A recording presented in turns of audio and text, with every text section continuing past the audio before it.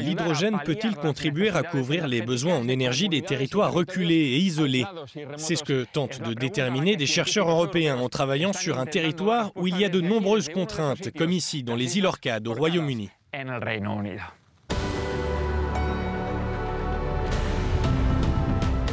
Chaplinssee, l'une des îles habitées des Orcades, compte à peine 300 âmes et voici sa principale centrale électrique.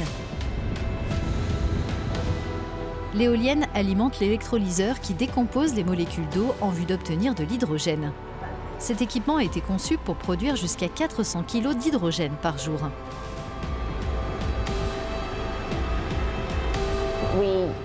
On prend l'hydrogène à une pression de 20 bars et on le stocke dans une citerne. Ensuite, il est comprimé à une pression qui peut aller jusqu'à 200 bars pour différentes applications un peu partout dans les îles.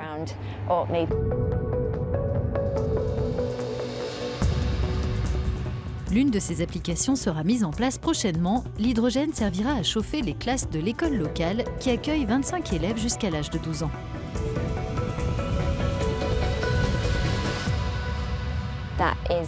Il s'agit essentiellement de l'acheminer par une canalisation souterraine du site de stockage jusqu'à la chaufferie où il alimente des chaudières.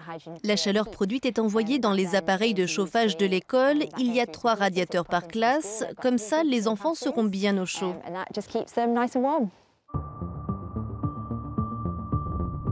Une partie du gaz est transportée sur l'île principale de l'archipel pour d'autres utilisations. 5 voitures du conseil local ont été équipées de piles à combustible à hydrogène. Il ne faut que 3 à 5 minutes pour faire le plein. L'ensemble du système fonctionne à haute pression, d'où la nécessité de mettre en place une infrastructure qui soit sûre et résistante. L'hydrogène gazeux a des propriétés différentes de l'essence ou du diesel que l'on peut trouver dans les voitures. Il aura tendance à aller vers le haut plutôt que vers le bas. Nous avons aussi créé des conditions antistatiques parce que l'hydrogène n'aime pas les sources de feu. On a de la chance ici, c'est très ouvert. C'est ce qu'il nous faut dans un système avec de l'hydrogène. Le béton sous nos pieds est antistatique et nous avons aussi des murs par souffle et coupe-feu autour du réservoir d'hydrogène.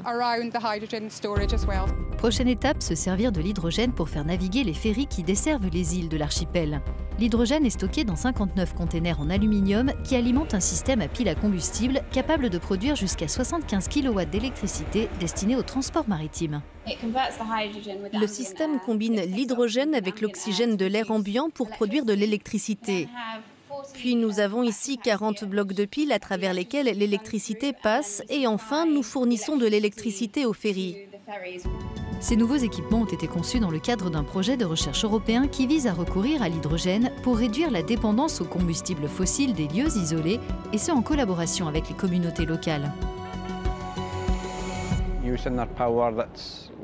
Utiliser cette énergie qui est très locale, ce sera moins cher à long terme, plutôt que de faire venir de très loin de l'énergie ou des combustibles. Au niveau social, c'est une bonne chose de réduire l'empreinte carbone de la région dans son ensemble à travers les utilisations domestiques et industrielles. Selon les scientifiques, dans 10 ans, les 22 000 habitants des îles Orcades pourraient dépendre presque exclusivement de sources d'énergie décarbonées, dont l'hydrogène.